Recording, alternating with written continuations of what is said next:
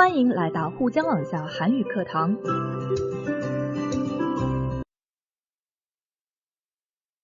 안녕하세요. 연세한국어 6급 과제 부분 안보미입니다. 오늘은 제10과 3, 연세 6급 마지막 편입니다. 정리해봅시다. 과제 총복습 진행해보도록 하겠습니다. 교재 321쪽입니다. 지금까지 10과에서 진로와 취업을 주제로 다양한 이야기들과 연습들을 진행했었는데요. 자, 오늘은 그 총복습 시간이 되겠습니다. 그럼 총복습 과제 하나하나 진행해 보도록 하겠습니다. 두 사람이 짝이 되어 보기와 같이 모의 면접을 해보십시오. 자, 실제 면접 상황을 한번 연습해 보도록 하겠습니다. 자, 먼저 지원자 정보.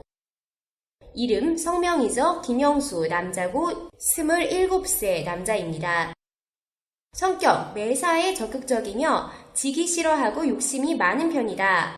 자, 앞에 있는 매사에 적극적이며 지기 싫어한다. 승부욕이 있다 이거죠. 자, 이 부분은 장점이고 욕심이 많은 편이다. 이 부분은 단점이 되겠죠. 자, 전공은 사회체육학을 전공했고요. 포부는 한국 스포츠 팬들이 스포츠를 보다 바르고 다양하게 즐길 수 있도록 정보를 제공하는 기사를 쓰고 싶다입니다.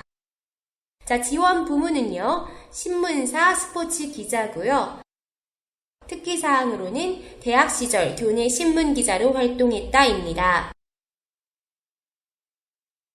자, 먼저 면접관과 실제 면접 상황 한번 살펴볼게요. 면접관의 질문, 첫 번째. 자신의 성격의 장단점을 말씀해 주십시오.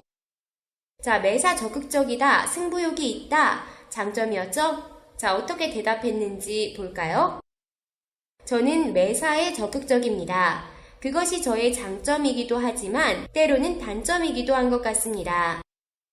무슨 일이든 남에게 지기 싫어합니다. 어차피 해야 할 일이라면 남보다 앞장서서 남보다 잘해내고 싶다는 욕심 때문에 적극적이다 못해 지나칠 때도 있는 게 아닌가 하고 스스로 반성하기도 합니다. 그러나 매 순간 충실히 살았던 것에 대해서는 후회하지 않습니다. 자, 조금 아쉬운 것은 장점을 어떻게 활용할지를 조금 더 말을 잘해줬으면 좋았을 것 같아요. 단점은 좋았어요. 굉장히 진솔하게 잘 설명했고 반성하고 있다라는 반성적인 태도도 같이 보여줬습니다. 자, 다음 면접관 두 번째 질문이요. 학창 시절에는 어떤 동아리 활동을 하셨습니까? 자, 아까 특이사항에 신문사 기자로 활동했었다 있었죠? 학교 신문사에서 기자로 활동했습니다. 주로 학생들에게 적당한 여러 스포츠를 소개하고 손쉽게 접할 수 있는 방법들을 알려주고자 노력했습니다. 자, 다음에 장래의 희망에 대한 질문입니다. 장래의 포부는 무엇입니까? 자, 그대로 적어주면 되죠? 포부 부분.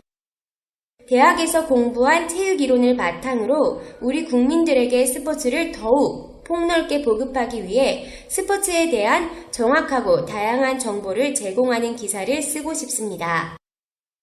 자, 마지막으로 이 부문을 지원한 이유는 무엇입니까?에 대해서 포부를 실현하기 위함이다 였죠. 포부랑 연결시키면 될 것 같아요. 제 포부를 실현하기 위해서는 기자가 되는 길밖에 없다고 생각했습니다.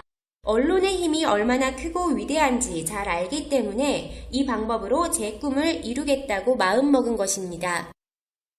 자, 이렇게 면접의 예를 살펴봤고요. 자, 우리 지금부터 연습 진행해 볼게요. 자, 교재 322쪽입니다. 자, 먼저 1번 유형. 자, 성명 이미영 학생입니다. 자, 여성이고요. 24세 되겠습니다. 성격은 책임감이 강하나 이거 장점이죠. 단점, 지나치게 완벽을 기하려고 한다. 자, 전공은 의류 디자인 되겠습니다. 포부는 우리 한복의 세계화를 위해 한국을 대표할 수 있는 의상 디자이너가 되어 한복의 아름다움과 장점을 세계에 알리고 싶다가 포부고요. 지원 부문은 여성 의류회사의 디자인 부문입니다. 특기사항은 연극 동아리에서 의상을 담당했다입니다. 자, 역시나 면접관의 질문은 앞에 보기와 같이 똑같이 가겠습니다. 첫 번째, 장단점에 관한 것. 두 번째, 동아리 활동에 관한 것. 세 번째, 장래의 포부. 마지막으로 이 부문을 지원한 이유에 대한 질문으로 동일하게 가겠습니다. 자, 먼저 이미영 씨에게 성격 장단점 질문해 주세요. 자신의 성격의 장단점을 말씀해 주십시오.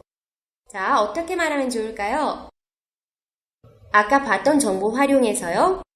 어려서부터 책임감에 대해 엄격히 배우며 자라왔습니다. 따라서 매사 강한 책임감은 저의 장점입니다. 지금껏 학과 과제의 기일에 늦어본 적이 없으며 사람들과의 약속을 안 지킨 적이 없습니다. 이런 식으로 구체적인 사례를 들어줬습니다. 장점과 함께. 반면 뒤에 단점 붙이겠습니다. 반면 지나치게 완벽을 기하려고 하는 것은 저의 단점입니다. 이러한 단점 때문에 전공 협동 과제를 진행할 때 조원들이 많이 힘들어하거나 불만을 갖기도 했습니다. 등의 역시 구체적인 사례를 들어줬습니다. 자, 면접관 질문하겠습니다. 학창시절에는 어떤 동아리 활동을 하셨습니까? 네, 연극 동아리에서 의상을 담당했습니다. 동아리에서 의상을 담당하며 어떤 것을 느끼거나 배웠는지를 말해주면 좋겠죠? 이런 식으로요. 매 캐릭터들의 역할에 맞는 의상을 구상하고 창작하며 의상 디자인 분야에서 경험을 쌓고자 노력했습니다. 자, 다음 장래 포부입니다. 장래의 포부는 무엇입니까? 자, 그대로 써주겠습니다. 우리 한복의 세계화를 위해 한국을 대표할 수 있는 의상 디자이너가 되어 한복의 아름다움과 장점을 세계에 알리고 싶습니다. 자, 지원 동기 물어보겠습니다. 이 부문을 지원한 이유는 무엇입니까? 자, 여성 의류회사 디자이너로 지원을 한 거죠? 포부가 한복의 세계화를 위해 힘쓰는 거니까요. 자, 한복 같은 경우 곡선미가 여성 한복에서 더욱더 빛을 발하죠? 또한 이 회사가 세계적인 유명 디자이너를 많이 배출했다 라고 한번 해볼게요. 그래서 자기의 포부에 맞는 이 회사를 택했다. 회사에서 많이 배우고 노력하고 성장하고 싶다 붙여보겠습니다. 한복의 곡선미는 여성 한복에서 더욱 빛난다고 생각합니다. 또한 귀사는 세계적인 유명 디자이너들을 많이 배출해낸 것으로도 유명합니다. 귀사에서 제 포부를 위해 노력하고 많은 것들을 배워나가고 싶기에 귀사에 지원했습니다. 자, 다음 두 번째 유형으로 연습해 보겠습니다. 두 번째, 성명 박민수, 남성 26세입니다. 자, 성격은 끈기와 참을성이 강하나 내성적이다. 자, 장점과 단점 같이 있죠? 전공은 사회복지학. 포부는 노인복지관계 업무를 하는 공무원이 되어 노인복지제도 개선과 윤택한 노인의 생활환경 조성에 기여하고 싶다입니다. 지원 부문은 구청, 국가기관이죠? 자, 구청 노인복지관계 업무에 지원을 했고요. 특기사항은 학창시절에 사회봉사시설에서 다양한 봉사활동을 했다입니다. 자, 그럼 면접 진행해 보겠습니다. 먼저 자신의 성격의 장단점을 말씀해 주십시오. 자, 이 정도 말해보면 좋을 것 같아요. 저의 장점은 강한 끈기와 참을성입니다. 자, 구체적인 사례 붙여주면 좋죠? 자, 취미 활동으로 8년 동안 바둑을 해왔다. 자, 말해볼게요. 취미로 근 8년 동안 바둑을 해오며 배운 점이며 어떤 상황에서도 포기를 모르고 때를 기다려 결국 달성해내는 것이 제가 내세울 수 있는 점입니다. 하지만 단점 말해볼게요. 저는 다소 조용한 성격으로 내성적입니다. 자, 극복하기 위한 노력 말해보겠습니다. 자, 내성적인 성격 극복하려고 조기 축구회 등의 조금 단체 활동 같은 데 참여해서 사람들과 교류하고 있다 말해볼게요. 하지만 이러한 저의 단점을 극복하기 위해 꾸준히 조기 축구회 등에 참여하며 다양한 사람들과 교류하고 있습니다. 자, 다음 질문. 학창 시절에는 어떤 동아리 활동을 하셨습니까? 자, 사회봉사 활동 말해볼게요. 사회봉사 시설에서 다양한 봉사활동을 해왔습니다. 자, 조금 더 봉사활동을 통해 느낀 점, 배운 점 말해볼게요. 저의 작은 실천으로 세상이 조금이라도 따뜻하게 바뀐다면 좋겠다는 바람으로 대학 시절 내내 열심히 참여했습니다. 자, 계속해서 장래의 포부는 무엇입니까? 자, 그대로 말해볼게요. 노인복지관계 업무를 하는 공무원이 되어 노인복지제도 개선과 윤택한 노인의 생활환경 조성에 기여하고 싶습니다. 자, 지원 동기 물어볼게요. 이 부문을 지원한 이유는 무엇입니까? 자, 학창시절에 봉사활동했던 경험을 빌려서 말해볼게요. 자, 이런 활동들 하면서 노인복지 부분에 대한 생각을 많이 했고, 자, 그래서 지원했다 말해볼게요. 학창시절 봉사활동을 하며 가장 관심이 갔던 분야는 노인복지 분야 봉사활동이었습니다. 노인분들은 젊은 시절 사회 공헌을 위해 힘쓰셨던 분들이시고 응당, 편안한 노후를 누리셔야 한다고 생각합니다. 예나 지금이나 저의 작은 행동으로 세상이 조금이라도 따뜻해진다면 저는 만족합니다. 구청에서 저의 작은 행동으로 노인분들의 복지가 향상됐으면 하는 바람으로 이 부문에 지원했습니다. 마지막 케이스 이지영 씨입니다. 여자고요. 26세입니다. 자, 성격은 장점 명랑하고 솔직하나 단점 성격이 급하다 되겠고요. 전공은 유아교육학 레크레이션이네요.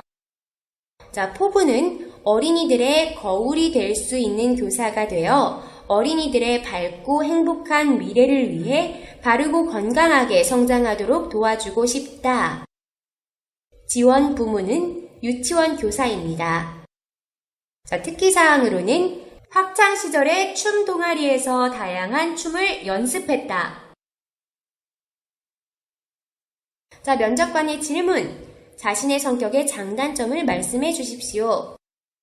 저는 명랑하고 솔직한 성격으로 대인관계가 좋으며 주변 지인들의 분위기를 밝게 만들 수 있습니다.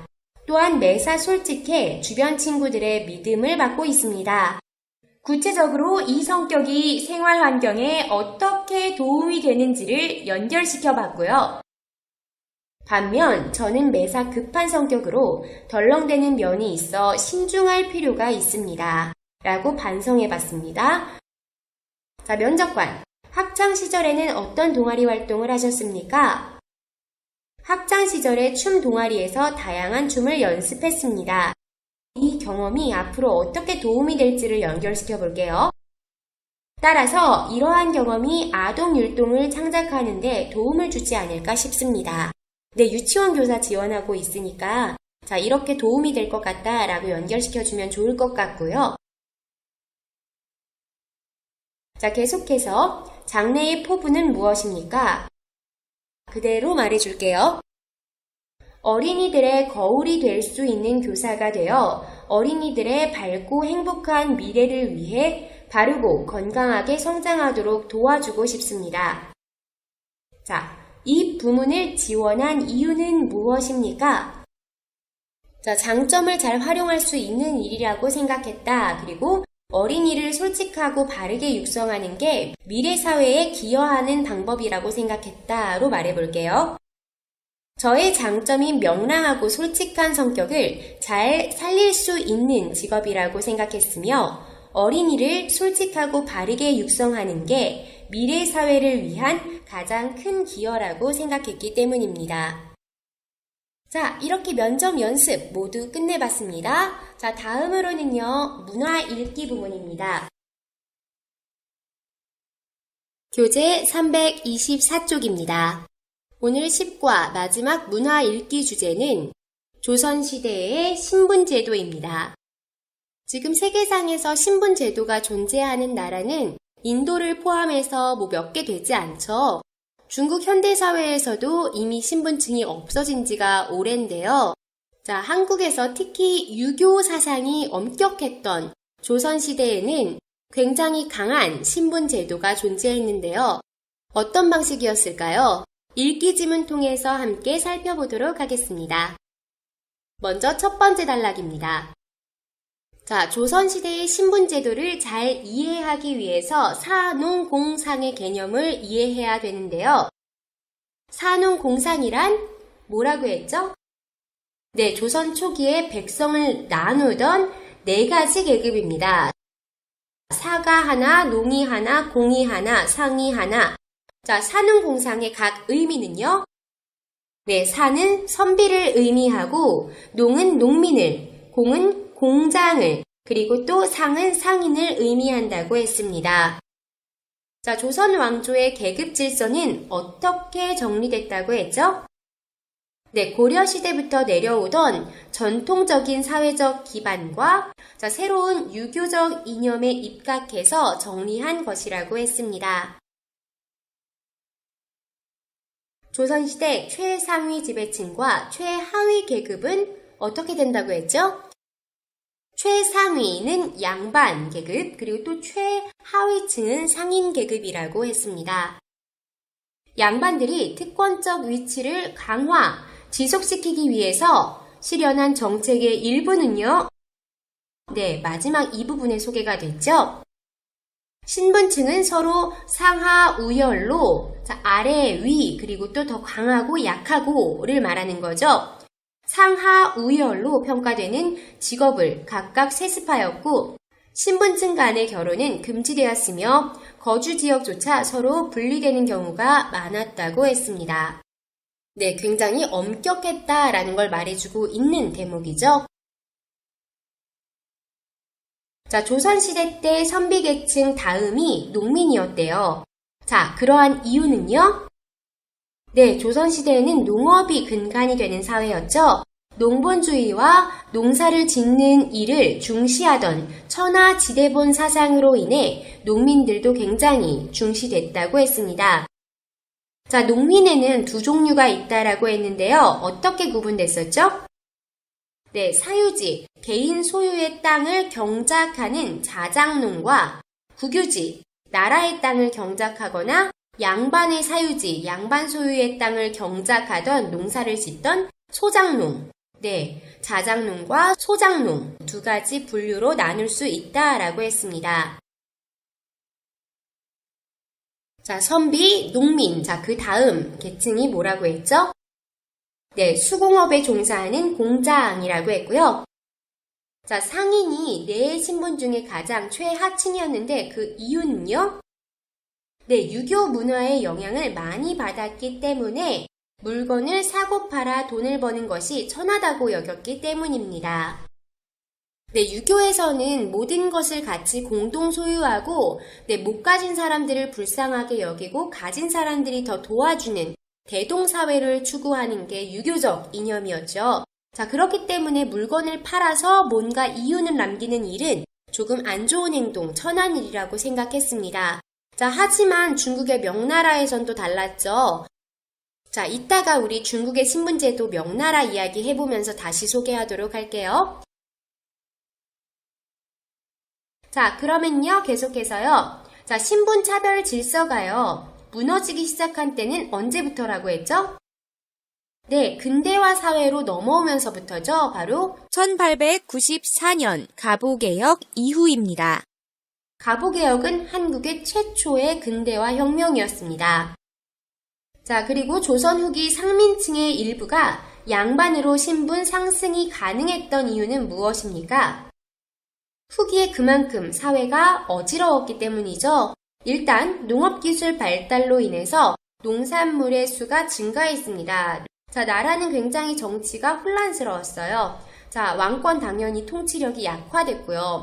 자, 그러므로 인해서 이러한 신분도 사고 파는 게 가능해졌습니다. 자, 그렇기 때문에 상민층의 일부가 양반층으로 상승하는 것이 가능했습니다. 자, 이렇게 조선시대의 신분 제도에 대해서 알아봤고요. 1번, 조선시대의 신분 제도에 대해 알아봅시다. 자, 정리해 볼게요. 자, 먼저 명칭별로 정리하면 사, 농, 공, 상이 있었죠. 각 계급은 사는 선비계급을, 농은 농민계급을, 공은 공인계급, 상은 상인계급을 의미했었죠. 자, 선비계급의 내용 정리해보자면 유교 사상이 지배적이었을 시대에 유교 경전을 연구하는 계급을 최고의 계급으로 여긴 거죠. 자, 그리고 농민은요. 농번주의와 농자는 천하지대본으로 국가의 기반으로 여겼기 때문에 농민 또한 제2신분으로 비교적 높은 신분이었습니다. 자, 공인 같은 경우는 수공예를 하는 기술자들을 말했고요. 자, 상인은 유교 사상에 의해 물건을 사고 팔아 돈을 버는 것을 천하게 여겼기 때문에 최하층으로 여겨졌습니다. 자, 이런 내용들 다 정리해 봤고요. 다음 2번. 자, 여러분 나라의 신분제도에 대해 이야기해 봅시다. 자, 중국의 신분제도 워낙 다양한데요. 명나라의 신분제도에 대해서 같이 이야기해 볼까 해요. 자, 명나라는 또 조선시대와 달랐던 것이 양명학을 주 통치 기반으로 삼았죠, 국가에. 자, 그렇기 때문에 굉장히 실용적인 것을 중시했어요. 자, 명나라의 사신분. 먼저 귀족 신분이 가장 최상신분이었습니다. 자, 세습되는 신분이었고요. 최고의 교육을 받았기 때문에 시문학, 예술 분야에 능했기 때문에 이 분야에 많이 기여해서 명나라에 많은 예술 작품들을 남기는 데 기여한 신분 계층입니다.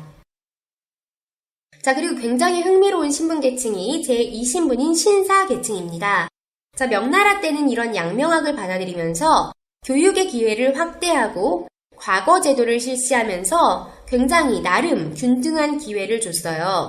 그렇기 때문에 지방 학교에서 교육을 받고 과거 제도를 치러서 등용된 신분들입니다. 지금으로 치면 공무원들이에요. 지방의 사족들, 신사 계층이 있고요. 자, 이 계층 특권 계층이었기 때문에 특권을 누렸습니다. 형벌이나 세금에서 특권을 누렸어요. 특히 세금을 지방의 세금을 관리하는 역할을 했기 때문에 본인들의 세금은 감세가 됐습니다. 자, 그리고 대토지 소유가 가능했고요. 사유지 소유가 가능한 계층이었습니다. 자, 그렇기 때문에 고리대금 등으로 재력을 확장했습니다. 큰 돈을 서민층에 빌려주고 높은 이자를 받는 그런 업이죠. 자, 그리고 서민계층. 자, 중국에서요, 이 명나라 시대의 사농 공상은 전 서민계층을 어우르는 개념이라고 합니다. 사는 공부를 하는 사람, 농은 농민, 자, 공은 공인, 상은 상인인데 조선시대의 상인보다는 더 좋은 대우를 받았다고 해요. 양명학이 지배하는 시대였으니까요. 자, 그리고 천민은 최하층으로 지배층에 복속되는 계층이었습니다. 역시 세습신분이었고요. 엄마 아빠가 노비면은 내 자식도 노비여야 하는, 천민이어야 하는 세습신분이었습니다. 자, 먼저 명나라의 전반적 계급제도를 설명해 보겠습니다. 명나라에서는 신분계급이 귀족, 신사, 서민, 천민의 4계급으로 나뉘어졌습니다. 명나라는 양명학을 통치 기초사상으로 실용성을 강조한 나라로 교육의 기회도 확대되어 신분 구조에 있어서도 비교적 다른 왕조에 비해 개방성을 가졌었습니다. 자, 먼저 귀족 계층 소개하겠습니다. 먼저 귀족은 최상위 지배층이었으며 왕족 및 세습 귀족들로 구성되었습니다.